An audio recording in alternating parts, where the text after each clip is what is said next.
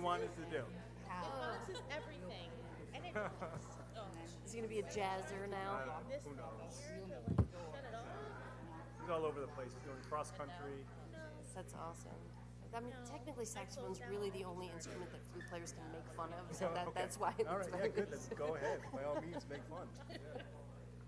Because everyone else makes fun of us, so we got to pick on someone. You got to find somebody, right? Exactly. All right, good evening, everybody. Everyone take a seat for us for a moment here.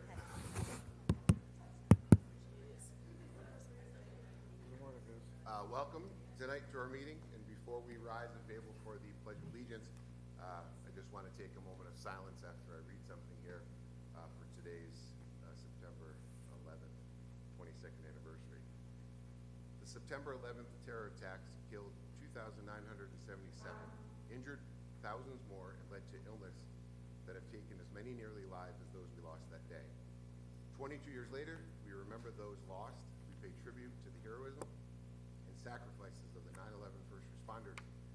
Today we come together again as a nation to mark this tragic event. So we could all please take a moment of silence.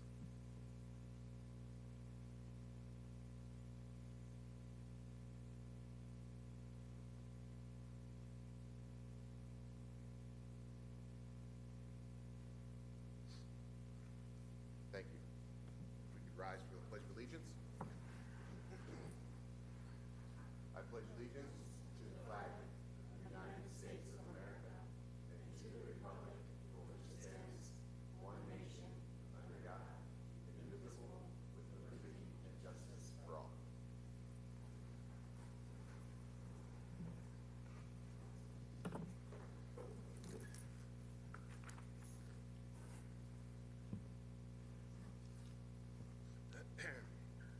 All right, well, good evening and welcome to a very special board meeting tonight as we recognize those that have earned tenure. So tonight is a milestone for those individuals who have earned tenure. Under New York State law, all teachers must serve a probationary period of 4 years and a day from the date of their appointment to a position. During that period, they're evaluated, mentored, and coached as they hone their skills as an educator. School districts do not give people tenure. Teachers earn their tenure by developing their skills and abilities, and it is not an easy task. Congratulations to those that we are honoring this evening. With those of you being celebrated at this reception, please rise, state your name, and share your tenure area, as well as any special guests that you have this evening with you. We also will be calling you up, and we'll go in order probably, to hand your certificate. So first up is Miss Stephanie Cook, and the teaching assistant.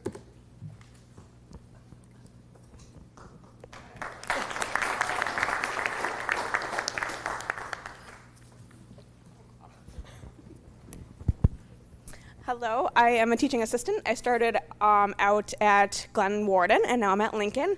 And with me this evening, I brought my husband, Justin Cook.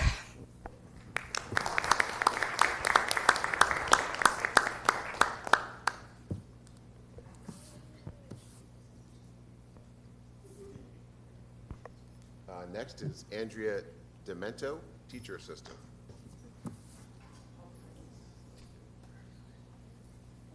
Andrea might not be here. Margaret Healy. All right. Susan Klein.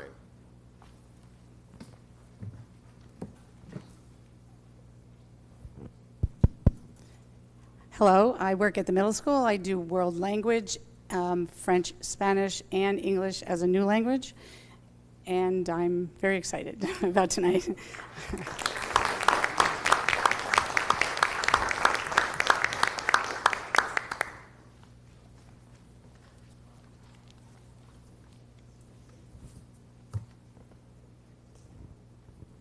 Jessica Meir. Try not to butcher anybody's name here.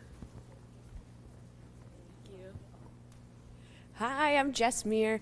I teach 4th grade at Sacandaga, and I brought along my husband Mike and my almost 2-month-old son Landon.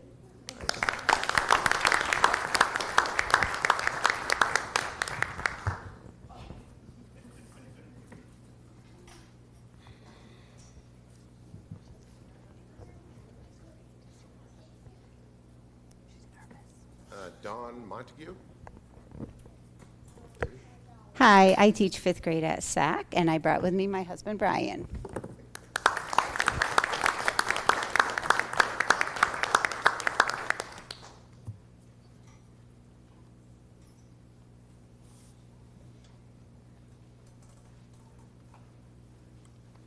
Jennifer Montram.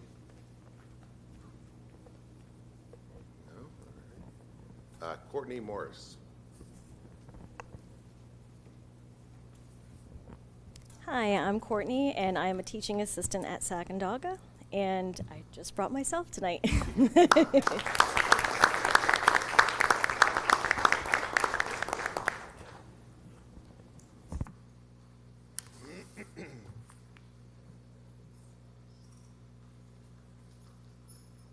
Leslie Mulholland. I feel like I can do it.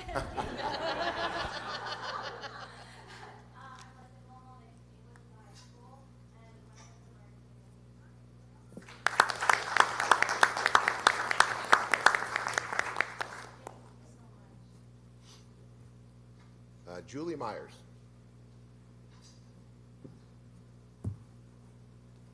Kristen Shell. I'm good. I don't even like. Kristen Shell. I teach social studies at the high school, and I brought my husband Mike and my daughters Anna and Grace.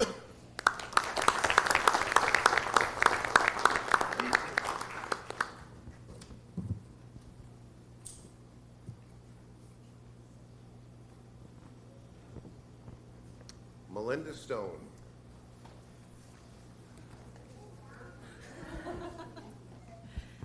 My name is Melinda Stone. I am a special education teacher over at Glendale, and I brought my husband, Colin.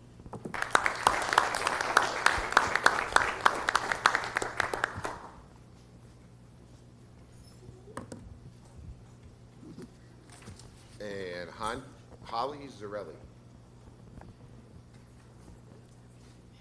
Hi, I'm Holly Zarelli. I am a speech language pathologist at the high school, and I brought with me my husband AJ.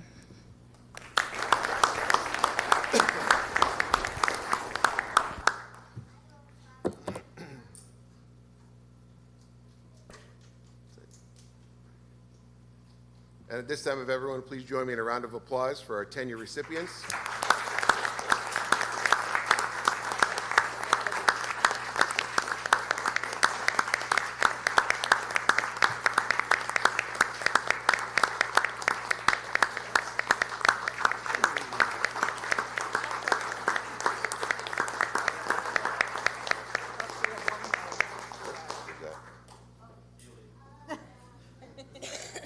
Who's that?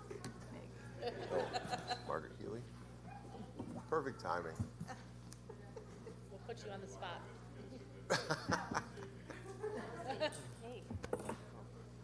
first you have to say who you are and what you teach. Oh, I'm Maggie Gillett and I teach at Nice. Thank you.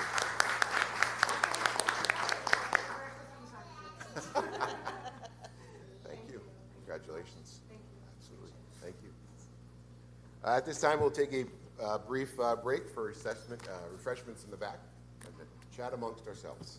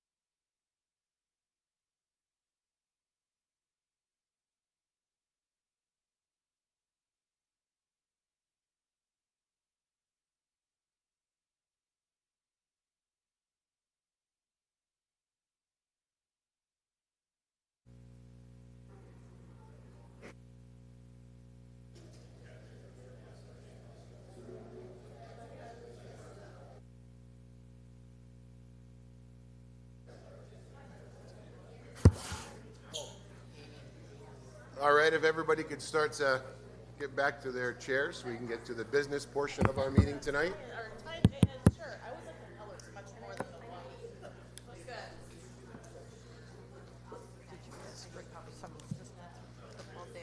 Jack thought he was smiling from us, right? Heard.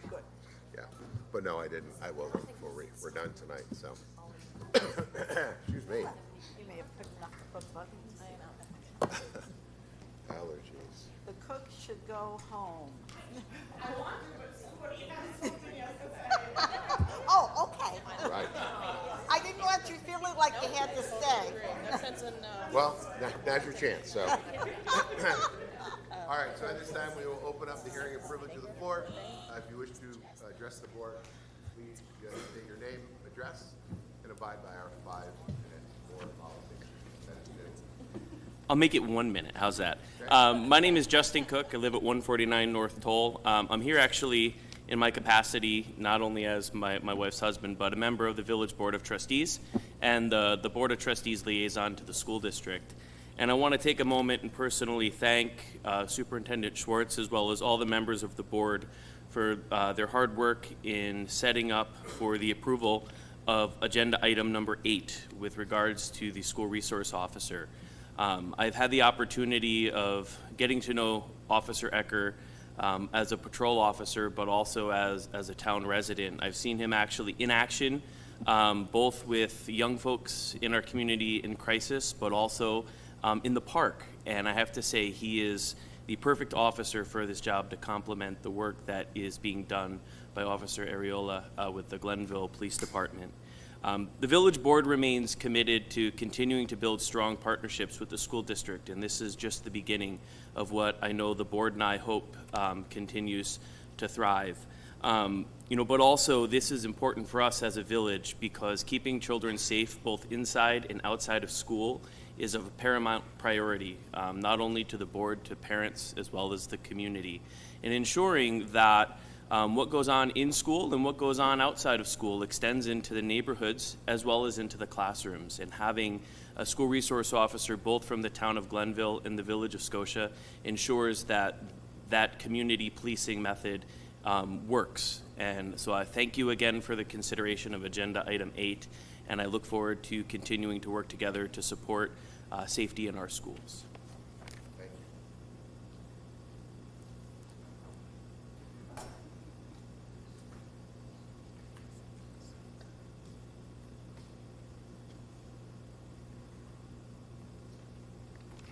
20 minutes?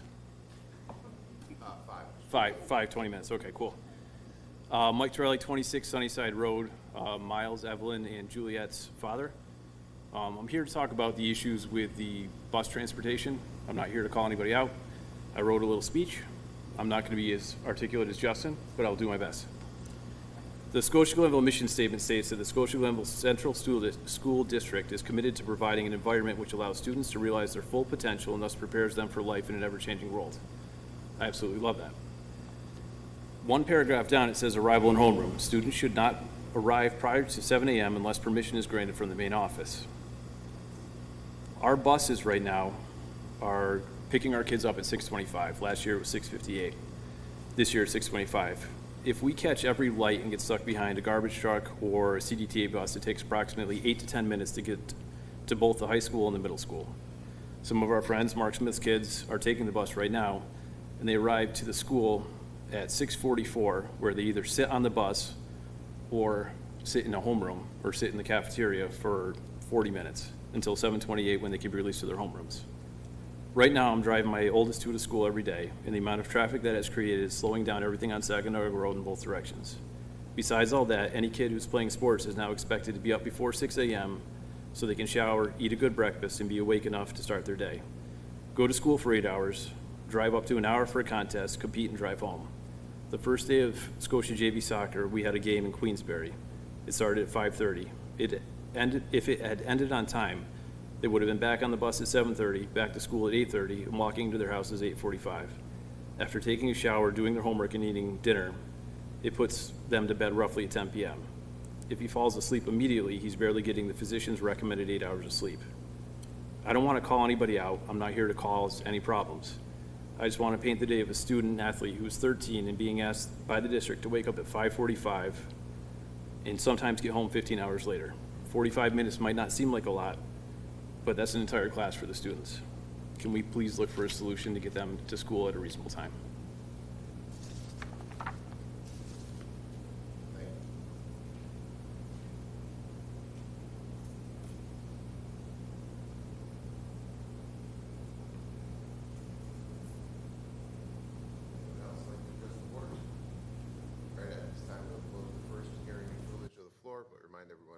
Second at the end of the meeting. Item number 5, Superintendent Schwartz's comments. And what I'd like us to do this evening is to talk about the board goals, which were in your packet. I believe those are the 3 that we've agreed to. That said, as I put in your memo, these are your 3 priorities, but they are certainly not the only things you will work on this year. Kim's good suggestion to me. I will make sure once these are adopted, but before we post them to the website, that I take the acronyms out and name things by the entire word. But I think at this point, Mr. Talbot, I would ask you to speak with the board and see if we're ready to adopt these. Questions on the 3 goals that we've put forward?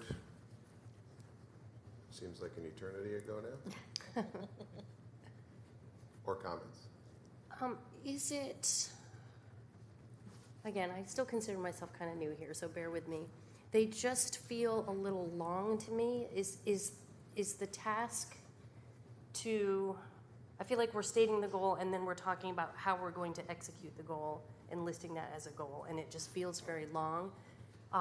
Maybe there's not a problem with that. I just know that some people will look at these and they're just going to glaze over because they're so long. But that was my only thought.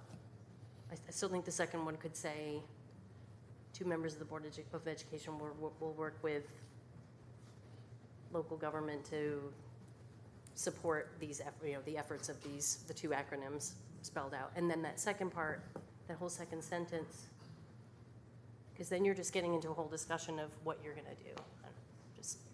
So the second sentence, if feasible, is that what or planned and implemented activities, which? I guess I'm saying, do we even need that on there? Do we need to include that whole planned and implemented activities? May include.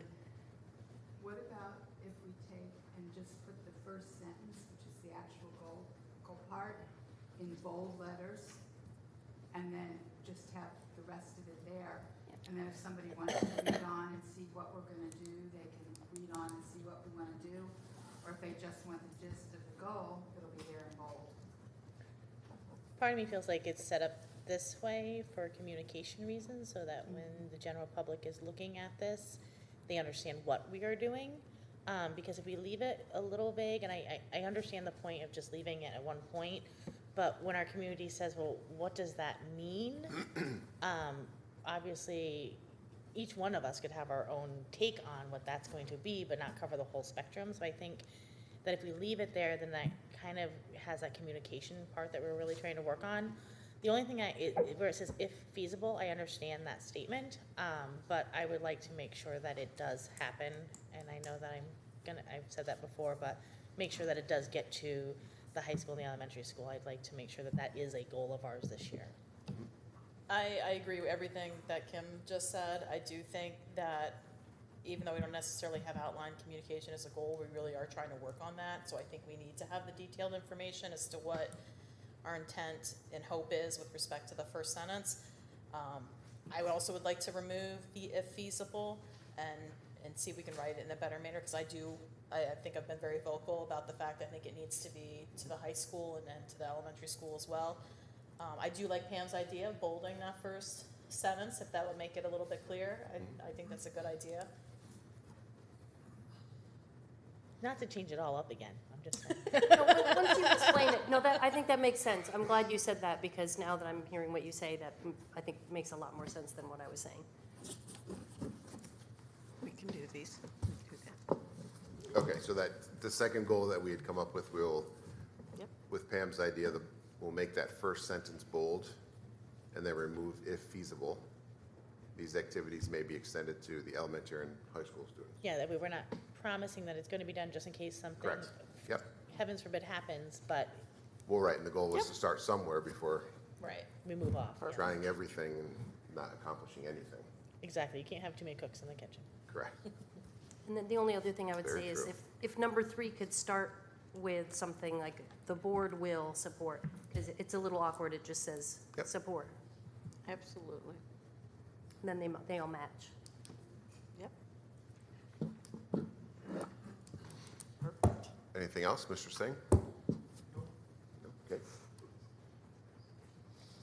So I think we are ready to adopt our board goals for 23-24.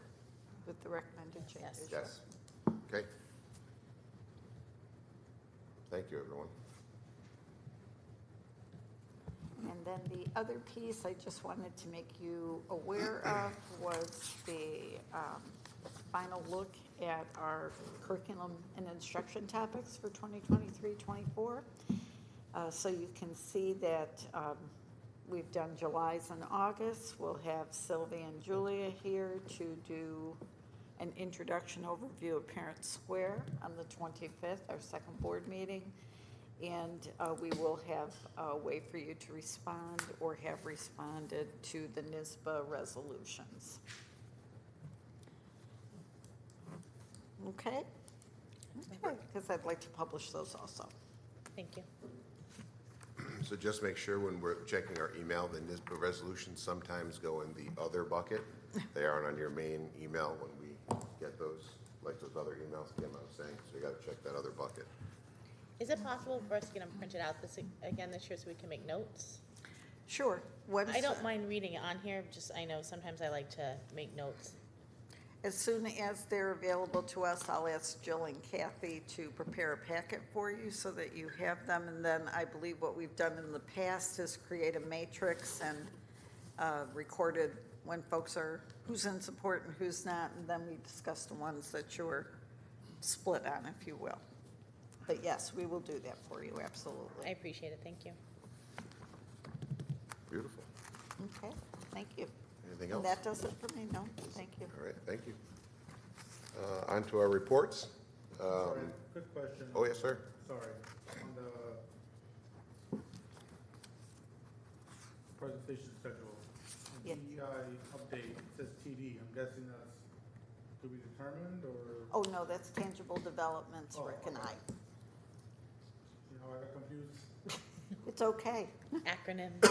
I Lots got of it. acronyms in school districts. All right. Moving on to reports and updates. CAPSPA. That is slow moving right now as Ms. Lewis is getting her feet back into her office in the school year. So I will update you all when we get more information on that. But it will take a while probably. Ms. Furnish, legislative liaison. Yes, there's one piece of legislation that just was signed by Governor Hochul on Saturday, which has added the Asian Lunar New Year as one of our school holidays. Based on everything I've read so far, I'm not expecting it to affect this year's school calendar because it's on a Saturday this year, February 10, 2024. That could change if they decide to make it a Friday or a Monday, but I haven't read that yet. But the next 2 years, we're talking about January 29 of 2025, which is a Wednesday, and February 17, 2026, which is a Tuesday. So those will be 2 additional days of I think the holidays. 17th is usually I was wondering if it was break. during winter break or not. I haven't looked at that to Yeah. see, but if it's not, it will be another day. And that's it. All right, thank you. PTA Council. Me again. All the PTAs for each of the schools are having their first meetings this week and next week. For those that don't know, every PTA for every school has a Facebook page that will make these kind of announcements and other announcements. So feel free on Facebook just to search your school's name and add PTA to it, and you can find those Facebook pages. The PTA Council meeting is on September 20th at Sacandaga at 6 p.m. The president of the PTA Council has invited board members and Susan to the meeting. Al and Susan have both agreed to come to that meeting. I will be there as part of my responsibilities on being on the board of PTA Council, so we're looking forward to that. I have a quick question. I was asked if like Boy Scouts or Girl Scouts or another club like that wants to be able to send like a flyer or an invite to one of the things that they're doing, do those groups run through our PTA council or are they running through the school district? Through the school district. I thought so. Anything that we distribute through school comes through us. And then they've been good about sending them. All right. I wanted to make sure because I know like sometimes they attend the PTA event instead of booths and stuff, so.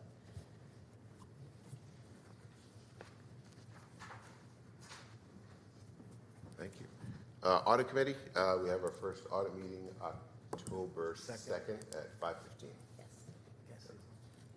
So on October 2nd, the audit report we presented to the audit committee, and if they're good with it, it'll go right to the board in a reduced or truncated type presentation to accept the report.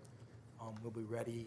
We completed the audit this past week, so I should have the draft at the end of this week to look at, and we'll be all set for the audit committee. So. Board of Education Policy Committee.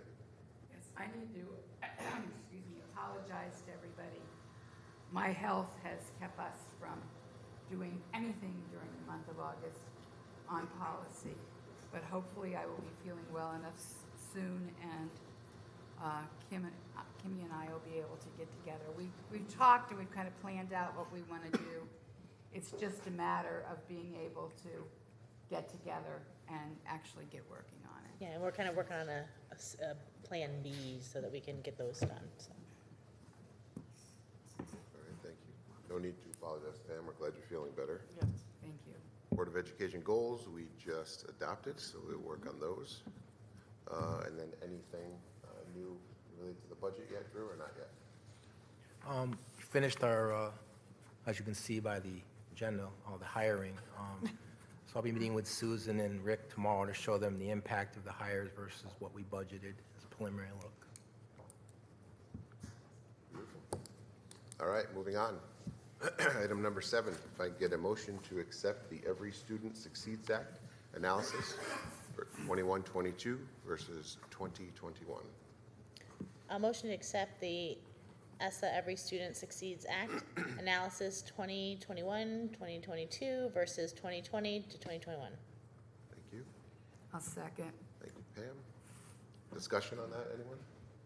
Yes, I'd like to ask a question.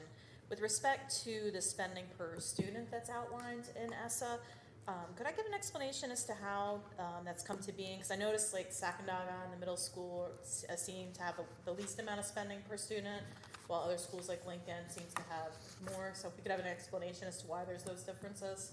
Sure. Thank you for your questions ahead of time, which were well worded and made sense, so I could answer them.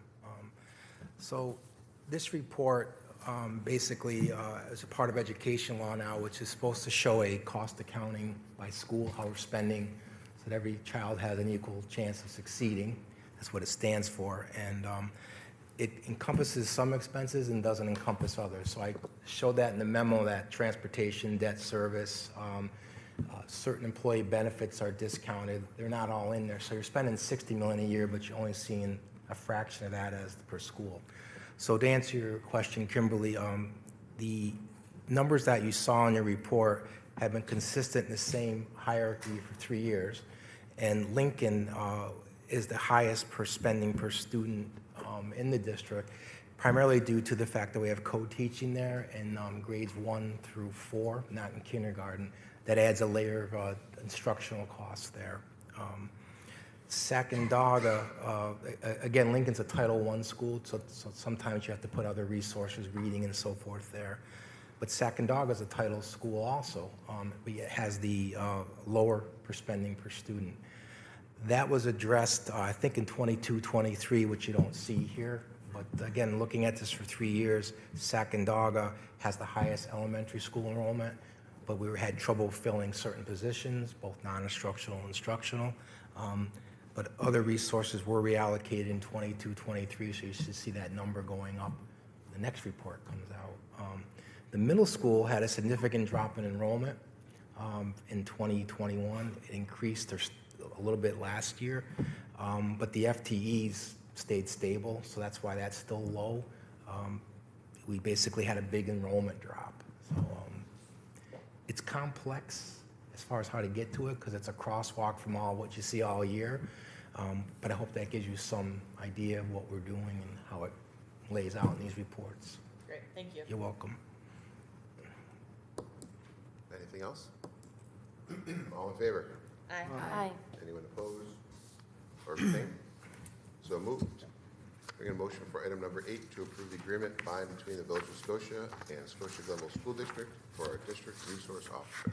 I'll make a motion that we approve the agreement by and between the Village of Scotia and Scotia-Glenville Central School District for District Resource Officer. Thank you. And a second. I'll second. Thank you. I have a question though. Yes, sir. So, does this put us at 2 resource officers in our district, or? Yes, correct. Officer Ecker's primary responsibilities will be Sacandaga and Lincoln, but he and Officer Ariola have worked together in the past. They were both on nights, so they actually have a great relationship, and they are backing each other up. Okay. And the second Officer Eckers is the new one, right? Yes. And Officer Ariola, where does he or she? Where does she usually cover? She spends a lot of time at the high school and middle school, Okay. but where she needs to go, she will. And she was making sure before we were able to get our second SRO that she was spending some time in the elementary schools so that students there would get to know who she was. But I would say she typically is more between middle school and the high school. Okay, thank you. And I just want to add that Jeremy Ecker is the perfect choice for this position. That everything that Justin Cook said, he's just very exceptional professionally and personally, and I'm so excited that this worked out. Thank you. Anything else? All in favor? Aye. Anyone opposed? Abstain? So moved. Motion for item number 9 to approve the agreement by and between Scotia-Glenville School District and the School Alliance of Substitutes in Education. Sorry. A motion to approve the agreement by and between Scotia-Glenville Central School District and the Scotia Alliance of Substitutes in Education. And a second. I'll second it. Thank you, Kim. Any discussion on this? If not, all in favor? Aye. Anyone opposed or abstain? So moved. I'll move items 10 through 13, the 4 memorandums of agreement between the school district and the Teachers Association for Therapeutic Crisis Intervention for Schools trainers, as submitted. Thank I'll you. second. Thank you. Any discussion on those? If not, all in favor? Aye. Anyone opposed or abstain? So moved. If we can get a motion for items 14 through 17. I'll make a motion to approve the items 14 through 17, the memorandums of agreement by and between the Scotia-Glenville Central School District and the Scotia-Glenville Teachers Association. I'll second. Thank you both. Any discussions? Yeah, I just wanted to, with respect to number 15, if you could make an explanation as to why we're making a rate of pay for a nurse from McKeel Christian Academy. Absolutely. Thank you. So private schools within your school boundaries, and for us, that is only McKeel, can request health services through our district. So you could accomplish that by trying to send one of our nurses there, but as we all know, our nurses are busy people at one per building. So what we do instead is send one of our nurses to that building all the time for the days that she works during the week. And then because McKeel accepts kids from outside of our catchment area, so from other school districts, Mr. Giaquinto and his folks do a great job of billing those districts back for their share of health services for those students. So it's a requirement by law. Thank you. All in favor? Aye. Anyone opposed or abstain? So moved. A motion for item number 18, please. I'll make a motion to approve memorandum of agreement between Scotia-Glenville Central School District and Scotia-Glenville Secretarial Association. Thank you. And a second? I'll second. Thank you. Any discussion on this? If not, all in favor? Aye. Anyone opposed or abstain? So moved. A motion for item number 19 to request an overnight field trip. I'll make a motion that we approve the request for an overnight field trip for the senior high school boys and girls cross-country team to the McQuaid Invitational at Genesee Valley Park as submitted. Thank you. Second? I'll second. Thank you. Excuse me. Any discussion on this? If not, all in favor? Aye. Anyone opposed or abstain? So moved. If I can get a motion for items 20 and 21. I want to thank and move that we accept the resolutions at 20 and 21 for the gifts and donations from the Scotia Permanent Firefighters Association to Lincoln Elementary and to Scotia-Glenville Elementary. I'll Thank second. you. Thank you both. Any discussions on these? If not, all in favor? Aye. Aye. Anyone opposed or abstain? So moved. Pam, take a breath. This is a lot. I will move communications A through L with a special note of J, which is Christine Knopfrey, our assistant principal at the middle school, thanking her for her service and letting her know she will be greatly missed. And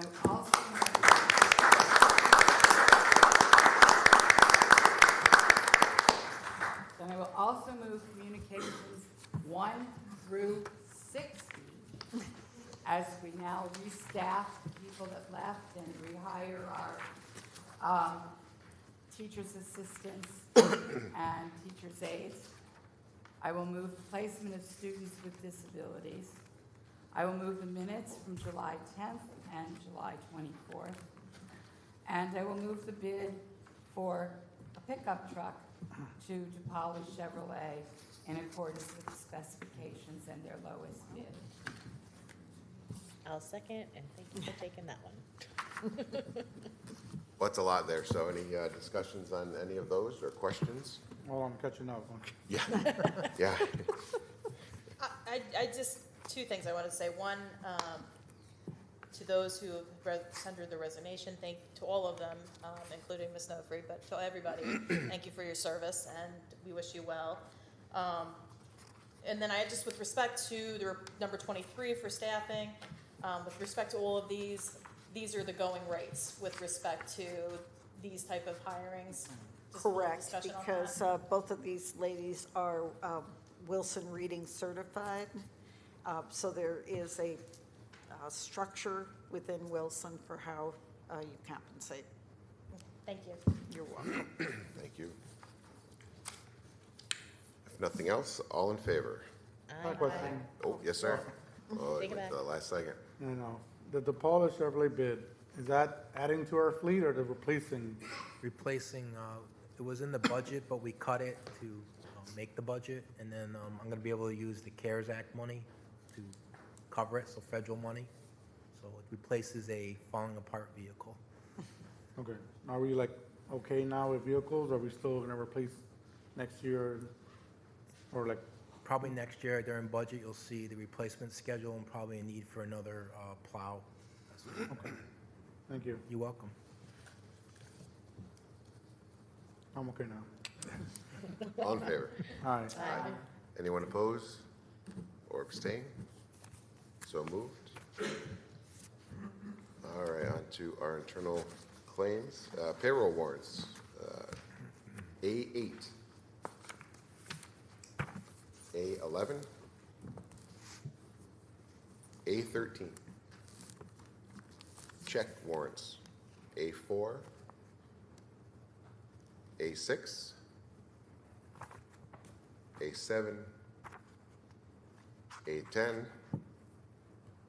H2. No questions? So moved. Minutes are done. The bid is done. Item number 25. Anyone have any other business that they would like to talk about? I wanted to say what a great job sixth grade orientation was this year. As a sixth grade parent, we haven't done this before, so it was really new. Those kids were so excited, and when we were there getting our locks and getting everything set as the parents' portion of it, those kids were buzzing. They were super excited, and they were happy to do the activities they did during the day for those team building skills. So I really think that that is one of our first steps towards what we're looking for. So great job to middle school staff. Thank you. Kind of goes to the web leaders and a lot of the 8th grade students that work with those 6th graders. So. And the 8th grade students called each one of those, like personally reached out and touched and said, hey, I want to invite you. So that was a really nice, forgotten, it wasn't like a text message, it was a true old school call.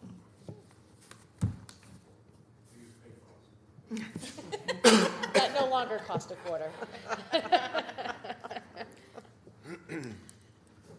Anything else in other business? I'd asked last time we could start putting on Facebook and Instagram the notices to reminders for the board meetings, and I didn't see one for this time.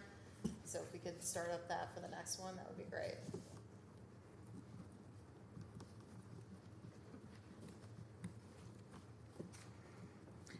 And then I had a conversation with Julia.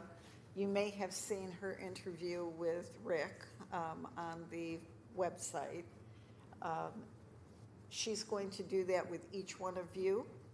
So she will be reaching out to you. So when you get an email from Julia Lokenday, that's what she wants to do. She wants to have a conversation with you.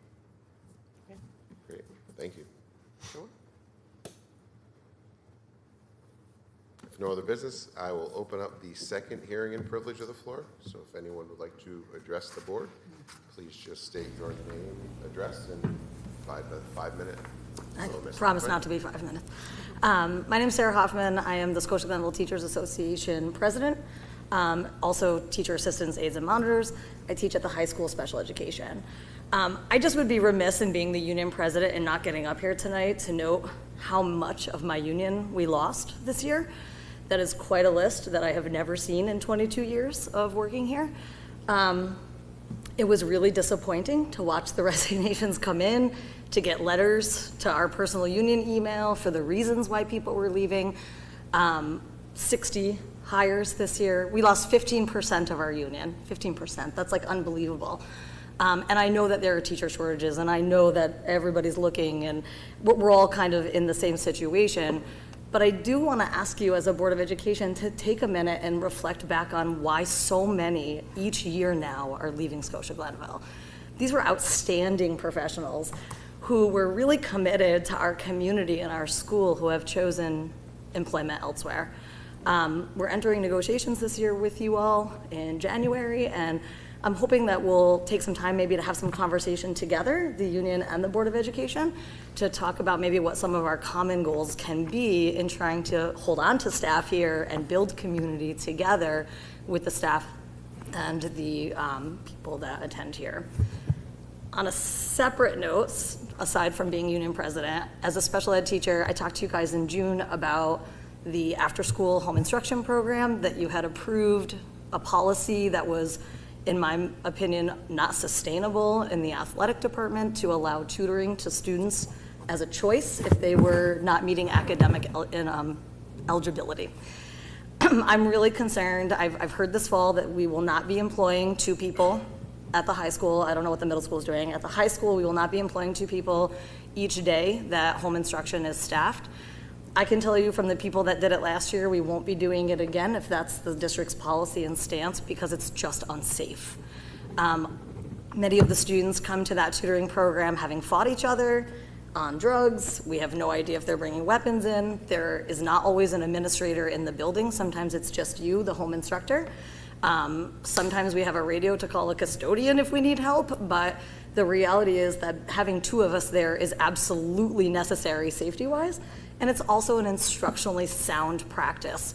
These kids come in and this is their only opportunity to receive instruction from school. They didn't get to come to school all day. They were suspended. And so if you have one adult and 7 kids in there, they're not getting instruction. They're getting worksheets thrown at them and classroom management. With 2 of us, we're able to tag team. We're able to say, hey, this isn't working today. You go try with him. They might have, be able to do labs, which is something Mrs. Hoffman is never going to be able to do with you. But I can maybe hit global studies with you or English, and we can provide actual instruction to these kids as opposed to homework help. It's a big difference when you're not coming to school every single day. I would just implore you, when I think about it financially, which I know I'm not a math person, but every single one of those students that comes to home instruction is actually entitled to 10 hours of instruction a week while they're on suspension. If you had to provide one person, one home instructor to each one of those kids, which is almost nearly impossible for us to get, and you add up how much of that cost, it doesn't even come close to what it costs to pay 2 tutors to be there. And that's the legal mandate. You would have to provide that. So I guess I'm imploring the board to revisit, to think about how to find some money maybe to support this program. I want to just tell you on a personal note that while I love being a special education teacher, I think that I found quite a niche in home instruction and helping students that are suspended. I really loved it. And my very favorite moment of opening of school was that I saw 2 boys and one of the girls from home instruction. It's the only way I knew them. And they came running down the hall, huge smile to tell me they were back in school. They were so excited to see me. One of them had the pink pen that I had gifted her at the end of home instruction last year. She had saved it all summer to show me. Those relationships matter to those kids. It mattered that they came back to school and had a connection with an adult at our school.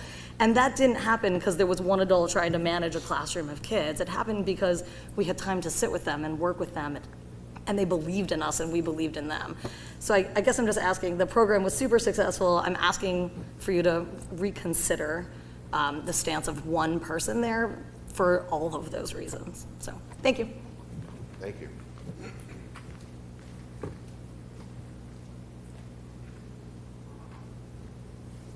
If no one else, we will close the privilege of the floor.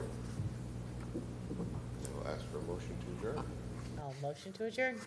Thank you. A second? One second. We're over. All in favor? Aye. Anyone opposed?